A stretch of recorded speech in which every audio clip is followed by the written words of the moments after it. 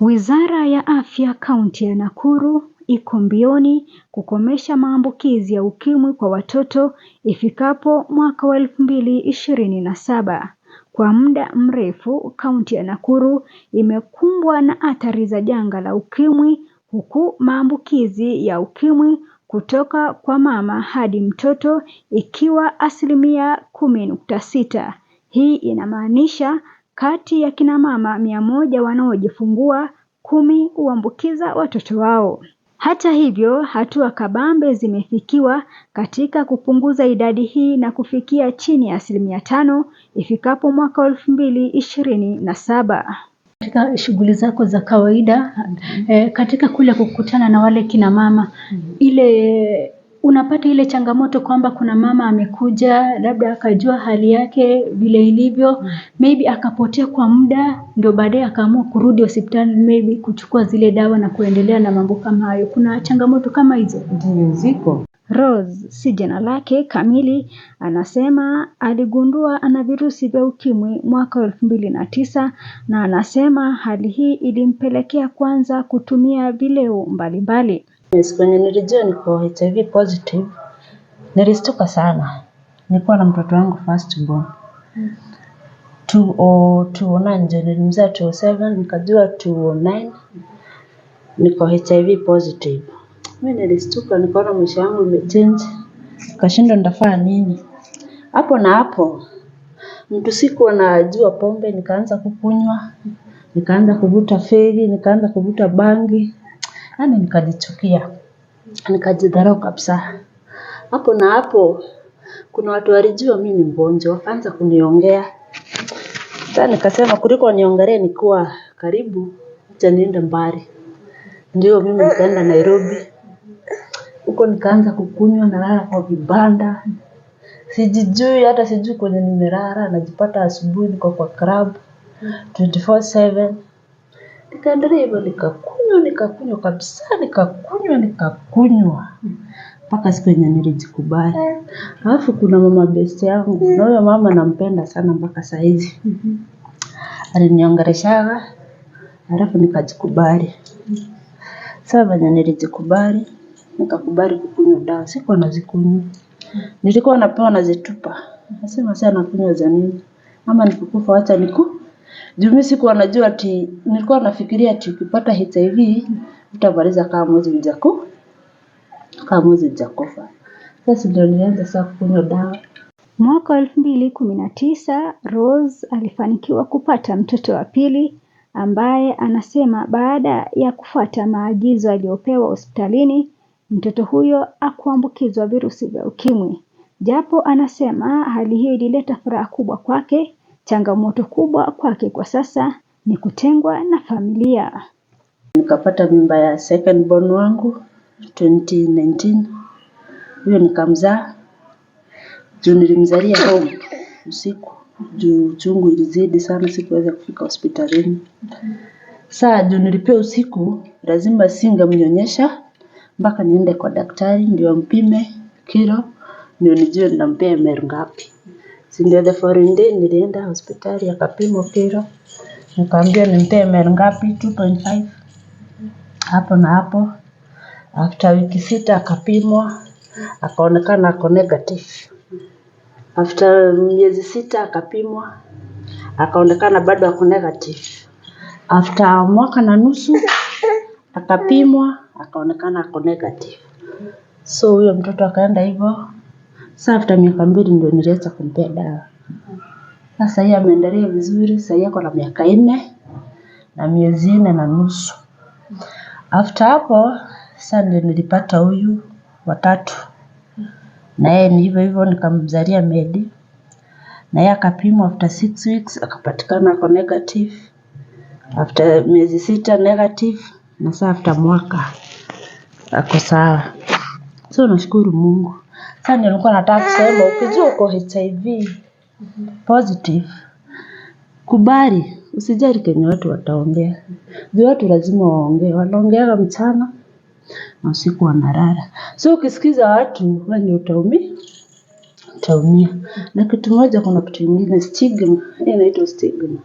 Kuna watu hupenda kuongelea watu sana. Kama tuseme kama ni mandugu, madada, unaona huyu mtu anasema, kama ni sahani utumie yako, kama ni karai utumie yako. Si unaona unajichukia sana. Unashinda sasa, mimi maisha yangu, mimi niligonjeka na tengo, sina hata rafiki. Na ukimtegemea Mungu, kila kitu itakuwa swali. So niliendelea hivyo, nikatoka Nairobi nikazaa watoto wawili. Tukakaa na mzee na yeye, nikagonjeka tumbo sana. Hata sasa ndio na recover. Niligonjeka tumbo siku yenye nilipata mimba ya huyu. Nilikuwa na mwezi. Sasa unaona ni miaka 2 naelekea. Lakini Mungu ni mzuri, juu nilipona tumbo. Kuna mandugu wanitaki kwa boma, yani si ni nyumba. Nataka niende nikae kwa store. Kuna nyumba ziko hapo kwa store. Kuna panya, hata ukiangalia ile leso hii, cheki po. Kwenye na tumbo ni karare. Si unaona? Cheki venye iko. Nimekuria.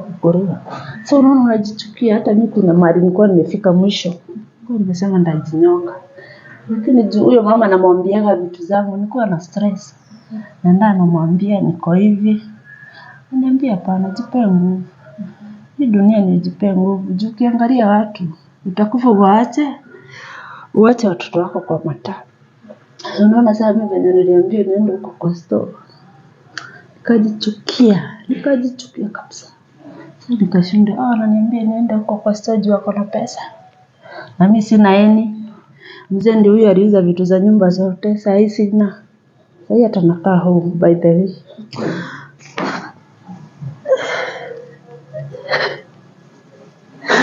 Wakati ndio sana. Hivi watu wetu wananichukia kwanza bandugu. Kama ni chakula hawezi kula chakula yenye nimepika. Kama ni sahani eti nitumie sahani yangu. So unaona sasa mimi nilikuwa nasikia vibaya, lakini Mungu ni mzuri, juu niliokoka. Na siku yenye nilimjua Mungu, mambo yangu sasa inaendelea vizuri. So nashukuru Mungu sana. So ndio nataka kusema, ukichukua na mtu atijuko HIV positive, jipende kabisa, usijichukie. Ukijichukia maisha itakuwa short kwako, lakini ukijikubali maisha itaendelea vizuri. Mine anayehudumu katika hospitali ya Mother Kevin Nakuru chini ya mpango wa Mentor Mothers Program na aliyejifungua miaka 20 iliyopita akiwa na virusi vya ukimwi, anakumbuka madhila aliyopitia. Watoto wangu wa kuzaa ni wawili. Na wa kwanza ambaye nilipata around 98 aliweza kuambukizwa. Kwa sababu wakati huo hakukuwa na interventions za kupima mama, kuangalia ameenda clinic mara ngapi. In fact nilienda clinic mara 2. Ya kwanza kuconfirm kama pregnancy iko, na hiyo ikaisha hivyo. The next one ni ya mwisho kabisa, nikisikia ni kama nina maumivu fulani. Hizo clinic 2 peke yake. Na niliweza kujifungua bila kujua na hali yangu, na huyo mtoto aliweza kuambukizwa. Kwa kweli imekuwa changamoto. Ilikuwa changamoto kubwa kwa sababu tulikuja kujua akiwa 8 years. Wakati baba yake sasa alijulikana. Wakati huo ndio tulijua. Na ilitustua sana. Mimi kwanza ya mtoto ilinipea stress. Kwa mambo yote ya mtoto ilinipea stress. Na ilifanya nikaogopa sana kupata mtoto mwingine, sababu nilijua automatically nitamwambukiza. Lakini baada ya hayo mafunzo ambayo tuliweza kupata hapo ya Kenya Mentor Mother Program, tukakuja tukijua kumbe HIV ni tofauti na AIDS. Kumbe unaweza kaa na HIV peke yako bila kumpitishia mwingine. Ndio baadaye 2012 nikaweza kuolewa tena na nikapata huyo msichana ambaye nasema ni negative. So ninaweza kueleza wamama kwamba kuja clinic ni muhimu. Ukijua mapema utaweza kusaidika na afya yako itadumu vizuri na huyo mtoto hataambukizwa. Na jambo lingine pia ni vizuri kushare na yule mnaishi naye kwa nyumba, hata kupea support ya kupea ule mtoto dawa ya kumzuia, na hata wewe pia kutumia zako. Huwa nasema ikiwa ningejua wakati huo kwamba nina virusi vya HIV. Ningefanya yote, hata kama niambiwa ukule dawa saa ni mzima, ningekula ile mtoto asipate. Lakini leo nashangaa, hakuna mtoto anafaa kuambukizwa leo na interventions ambazo ziko. HIV drugs are free, interventions ziko everywhere na ni free, HIV services ni free, maternity services pia ni free. So sielewi kwa nini mama mwingine anataka kuambukiza mtoto. It is stressing kwa sababu huyo kijana ndio aligrow na magonjwa na mashida nyingi sana. Hata ilifanya akakuwa na delayed milestones kidogo. Na sasa ni kijana mkubwa, hata na kazi yake anaishi kwake. Na akiwa teenager hapo alinisumbua. Kwa sababu sasa ndiye amegundua, hii HIV. And remember those days uko nyuma. Kwa shule ilikuwa inaelezwa ni ugonjwa mbaya wa watu ambao wanafanya uasherati. Sasa huyu mtoto anashindwa, mimi sijawahi fanya hii, uasherati ni nini? So kuna kipindi fulani hata alikosa kumeza dawa vizuri na virusi zikawa ziko juu, mwili kaanza kumsumbua. Na ilinipea stress kwa sababu nilikuwa naona sasa nitampoteza akiwa mkubwa. Around 14-15 hapo, 14-15 years to 16.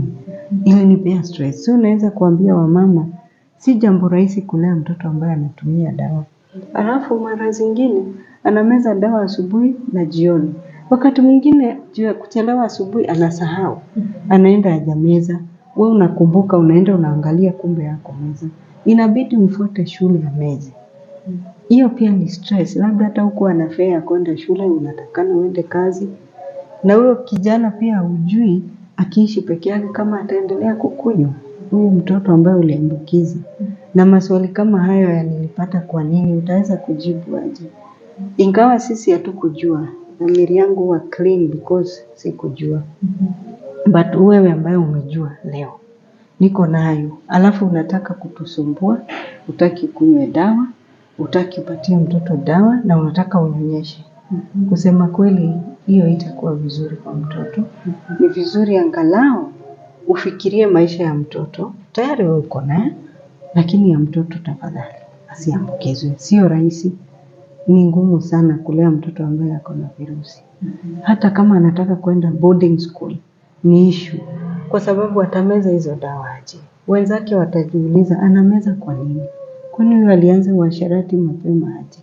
You see such judgments, and you know watoto wanaweza kuwa very mean kwa sababu pia hawaelewi. Wakijua kwamba ako na HIV ni stigma all through. Ile stigma pia amepitia kwa community wakati amekuwa mtu mzima, a young adult. Maybe anataka kudate, maybe anataka a girlfriend. Bado ako na hiyo uoga, watanichukuaje, watanionaje. So it's not easy. So wamama wafanye tu changamoto isikuwe mingi. Wakikuja clinic, tukiwapima, it is very simple. Just take your ARVs na siku hizi ni dawa moja tu. Unameza asubuhi, that's it. Hizo side effects za kitambo, hizo dawa ziliondolewa, sasa wameleta a very friendly drug ambayo kila mtu ina accommodate watu wengi sana. Na inapunguza virusi kabisa. Kama unaweza kuangalia hapa kwa nguo yangu imeandikwa U is equals to U. Inamaanisha undetectable is equals to untransmittable. Hiyo inamaanisha ikiwa umemeza dawa vizuri, kiwango ya virusi huwa inapungua, inakuwa undetectable. Ikiwa undetectable inamaanisha it is untransmittable, hauwezi kutransmit kwa sababu imepungua kabisa. Mwaka 2014 Mine alijifungua mtoto ambaye kwa sasa yuko HIV negative, na anasema kufuata mwongozo wa daktari ulifanikisha hilo. Niweza kuwa katika hali hiyo ya kuwa mjamzito nikiwa na virusi vya HIV mwaka wa 2013. Na niliweza kujifungua 2014 mtoto msichana ambaye ako HIV negative. Na nakumbuka wakati huo ndio walikuwa wameintroduce kitu kinaitwa Kenya Mentor Mother Program. Hii ni program ambayo ilikuwa inahusu kuzuia maambukizi kutoka kwa mama hadi kwa mtoto. Kwa sababu yalikuwa yamezidi sana. Watoto wengi sana walikuwa wanaambukizwa. Na jambo hilo limechukua hatua nzuri limefanya mambo yakabadilika na mambo yakawa mazuri sana. Ingawa tulipata hiccup kidogo wakati wa COVID-19 2020 hadi 2023, kwa muda ambao Kenya Mental Mother Program imeanza kufanya hapa Kenya, maambukizi yalirudi chini kwa kiasi kikubwa, below 5%. Na hiyo ilikuwa ni jambo la kufurahikia sana. Katika kazi yangu mimi mwenyewe nimeshuhudia mambo hayo. Kwa mama wote ambao nimekuwa nikimenta tangu 2014 to date, ni only 2 mothers waliweza kuambukiza watoto.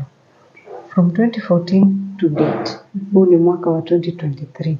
Na hao ni wale ambao hawakufuata hatua ambazo zilihitajika kufuata. Lakini wale wote ambao wamefuata, nafurahi kwamba leo hii wamejifungua third borns na wote wako negative. First born negative, second born, third born negative. Wakiwa bado wanafuata hiyo Kenya Mental Mother Program. Na ni jambo rahisi, sio ngumu. Baada ya COVID kuingia, wamama wengi waliogopa kufika kwa clinic. Wengi walipata mimba, wakajifungua nyumbani, testing pia waliogopa kukuja. So ilikuja ikapanda ikafika 11%, which is a very big number. Ni kumaanisha watoto 11 kati ya 100 wanaambukizwa. Jambo la kusikitisha sana. Lakini mikakati imewekwa.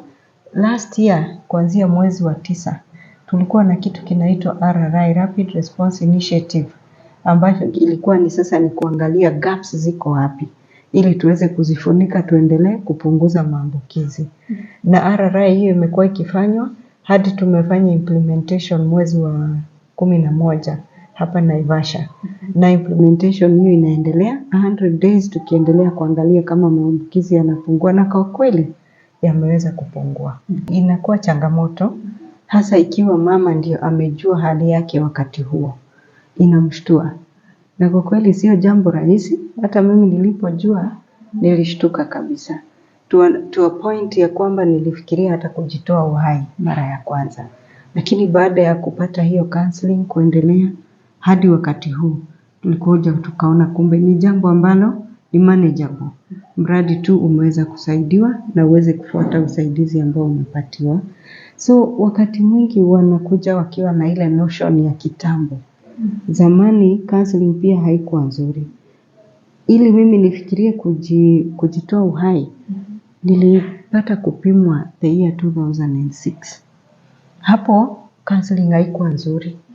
Counseling ilikuwa ni unatayarishwa vile utakufa na vile utawacha watoto wako kwa mikono safe.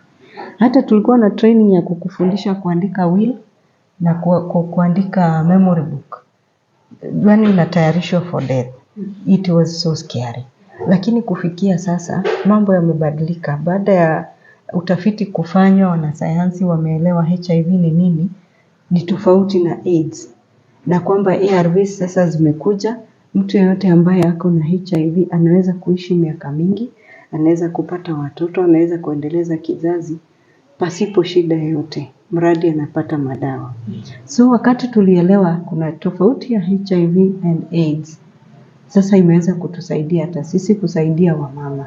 Kwa mfano wengi walijua tu ukipimwa uko na HIV na utakufa in the next like 1 to 3 days or something. Lakini leo, tangu wakati nilijijua mpaka wakati huu, ikiwa ilikuwa hivyo singekuwako.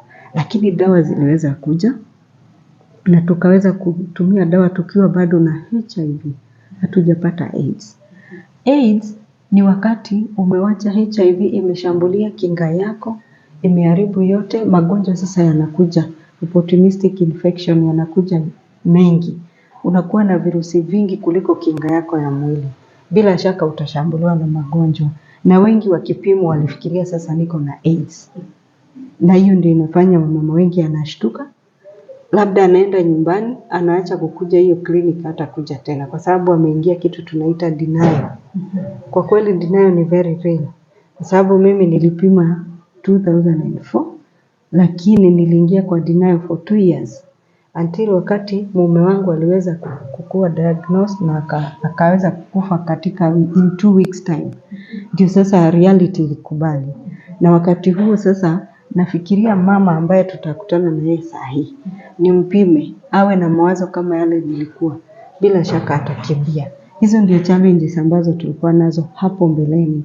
Lakini sasa kwa sababu tumeelewa HIV ni nini, AIDS ni nini, tunaweza kumsaidia mama aelewe, ukiwa na HIV hii inamaanisha ni kirusi tu. Ukiweza kunywa dawa, utaweza kupunguza hiyo virusi, haitazaana, kinga yako haitashambuliwa. Hiyo inamaanisha kwamba afya yako itaendelea kuwa nzuri, na mtoto ambaye umebeba tumboni hataweza kuambukizwa. Utajifungua hospitali, kuna dawa ambazo huyo mtoto atapewa na anaweza kunyonya kama mtoto yule mwingine kwa muda wote ule ambao utataka. Kwa hivyo wameweza kuelewa kwamba it is possible, na hiyo imewasaidia pia kukubali kupimwa na kurudi clinic. Ingawa tuna 2 watatu ambao bado wana hiyo shida ya denial, but tunaendelea kupambana in collaboration na CHPs ambao hivi majuzi last year waliweza kuwekwa kwa community, wakuwe active kwa community. Hata rais nakumbuka akilaunch community health practitioners waliweza kuingizwa kwa hii eradication of mother to child ama elimination of mother to child. So tunasaidiana na ikiwa mama atakuwa na hiyo shida ya kutokubali, tunamfuatilia hadi nyumbani through CHP, na hivyo inaweza kumsaidia aweze kurudi kwa njia ambayo inafaa. Katika kaunti ya Nakuru, maambukizi ya virusi yamesalia juu kutokana na changamoto ambazo wataalam wanasema zinaweza kuangaziwa.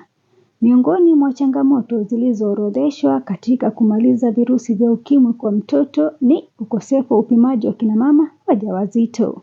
There is the program that we are saying we want to achieve 95. And in this, we want to achieve 95% of identification. In Nakuru County, we estimated to have around 2699 mothers who are PMTCT target. So the estimate is that in Nakuru County, we expect to have at least that number, 2,699 children exposed to HIV. And so we want to identify these women, these 2699 women, pregnant women who are at risk of infecting their babies. So the first thing is the first 95 to test at least 95% of these women so that we identify them and start them on treatment, intervene to prevent the transmission to their unborn babies and to their babies after they give birth. Then the other intervention is once we identify them, we test these women at antenatal, we test them during labor and delivery. We also test them postnatally when they come for postnatal care and when they also come for immunization. So in that we want to get the positive ones, put them on treatment, and also give their babies prophylaxis. This is mainly the ARVs for the mother and ARVs for the infants. So once the mother, we want to encourage the women to come early, so that as they come early in pregnancy, or even if possible, if they can come, they can know their status before they get pregnant, so that they are started on treatment early. By the time they are getting pregnant, we have their viral load low, and this will reduce the transmission to their infants and to their unborn babies greatly. So that is the second 95 is to have them on treatment. And then the third 95 is to have them virally suppressed. So if they started treatment in time, the ARVs, highly effective antiretroviral treatment or therapy, if they started early in pregnancy or before they get pregnant, by the time they get pregnant, the viral load would be low. And so it reduces the chance of them transmitting the virus to their babies. Also, if they do not know their status by the time they get pregnant, we advise and really would want them to come early in their first trimester before the 12 weeks, so that they are started on ARVs early, And also we walk the journey to offer them all the other care that every pregnant woman receives. And so when they receive this care, we are reducing the chances of them transmitting the virus to their babies. And we also encourage them that they come to deliver with a healthcare provider, so that these interventions of preventing during labor and delivery is put in place. And immediately they deliver, we put the newborns on the ARV prophylaxis. And so this baby is expected that they use the prophylaxis. Prophylaxis is just preventive for the period that they are exposed to the virus through breastfeeding. So we keep on following them and testing them. We test them as early as before 8 weeks, that is 2 months, to be sure that this baby was not transmitted to the virus during when they are still in the uterus. So if the transmission occurred before delivery, then we may be able to pick, and then we'll continue testing them until after they have stopped breastfeeding. So at 18 months, that is 1.5 years to 2 years, we do the final confirmatory now to know that this baby is completely out of danger, or they are HIV positive. So once they've stopped breastfeeding, we test them and they turn negative. That is a celebration for us. And like last year, we celebrated quite a number, over 900 HIV exposed babies who turned negative at 2 years, 18 months to 24 months. And so it is a success story for us that out of the many who are exposed, we are seeing the transmission rate.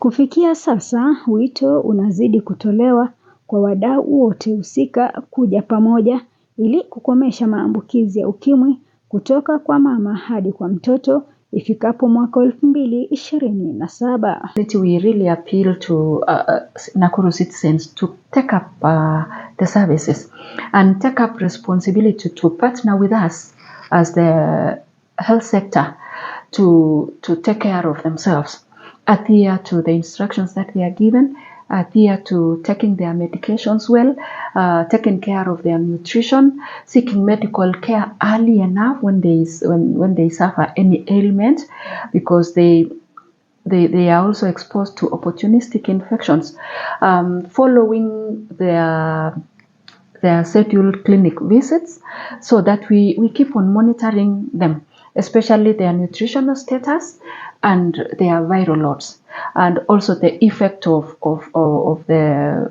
ARVs on their bodies, on their general health, because they may have complications or side effects from the medication. So we need to keep on checking on them, checking on their liver, their kidney, and their general health to see that they are doing well on the medication that they've been given.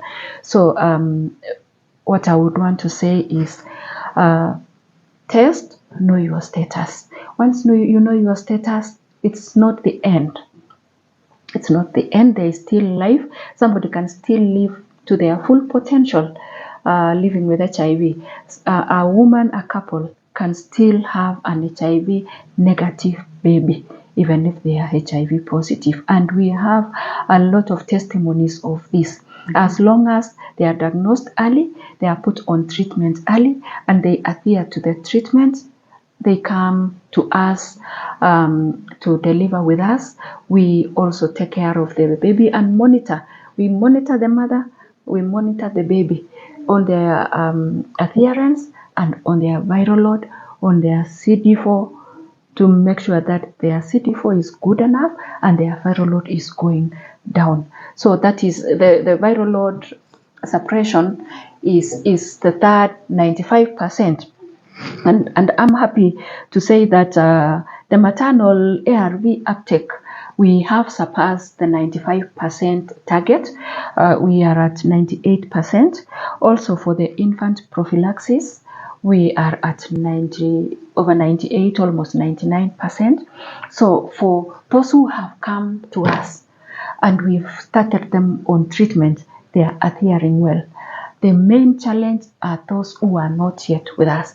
So during that rapid results initiative, we actually went to the community to comb through and say there was a pregnant woman, there is a baby who is still breastfeeding, they do not know their status, can we test you? And so that you know your status, we put you on treatment and put your baby on treatment. During that rapid results initiative also, we had a few women who tested positive and were not on treatment. And I'm happy to say that we did quite a lot. We've not done the final assessment to really see how much of this. But for the babies who are exposed, we've reached quite a good number of them and put them on treatment. So I want to believe that when we do this assessment and by the end of the year, and most likely even the numbers that we saw, that we celebrated, could have been from the interventions during this rapid results initiative, and also because it came to strengthen the interventions that we had. And we will continue with this to make sure that we test, women come early. Through the community strategy, we want to identify those who are pregnant early and refer them to the health facility and start them on treatment early. So we are hoping that by the end of we are monitoring this on quarterly basis. We've just started the first quarter this year. We hope that by April we see how we are doing for this quarter. By the end of the year, we hope that the prevalence will have come really below the 10. We want to really come below the 10 because we are contributing badly to the overall PMTCT or rather MTCT rate. So we hope to come below 10% this year, and we are working. We have a really supportive leadership in the department, a really supportive leadership in the county government, and with that support, we should be able to really strengthen and put more effort on the interventions that we have to achieve the national target. Even if not this year, in the near future, we should have come to the 5%. Kwa miaka mitatu zijazo, Wizara ya Afya kaunti ya Nakuru itakuwa mbioni kuhakikisha hatua kabambe zimefikiwa katika kukomesha maambukizi ya ukimwi kutoka kwa mama hadi kwa mtoto ifikapo mwaka 2027. Nikiripotia Sofia Live, jina langu ni Sofia Mohamed.